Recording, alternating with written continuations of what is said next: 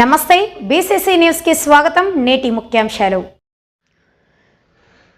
చేనేత పూరి ఎమ్మిగనూరు చేనేత కార్మికుల సమస్యలపై అసెంబ్లీలో గళం విప్పిన ఎమ్మిగనూరు శాసనసభ్యులు బివి జయనాగేశ్వరరెడ్డి. అసెంబ్లీలో శాసనసభ్యులు బివి జయనాగేశ్వరరెడ్డి తన గళాన్ని వినిపిస్తూ ఎమ్మిగనూరులో చేనేత కళాకారులు ఎక్కువగా ఉన్నారని, గతంలో టీడీపీ ప్రభుత్వం ముఖ్యమంత్రి చేనేత కార్మికులు కళాకారుల కొరకు పట్టు పరిశ్రమల నుంచి సెరికల్చర్ ప్రతి చేనేత కుటుంబానికి 600 రూపాయలు, మళ్లీ దాన్ని 1000 రూపాయలు పెంచి పట్టు మగ్గాలపై సబ్సిడీని ఇవ్వడం జరిగిందని అన్నారు. 2019-20 గత వైసీపీ ప్రభుత్వంలో రంగులు మార్చినట్టుగా స్కీములకు పేర్లు మార్చి 24,000 రూపాయలు ఇస్తున్నట్లు డ్రామాలు మొదలుపెట్టారని తెలిపారు.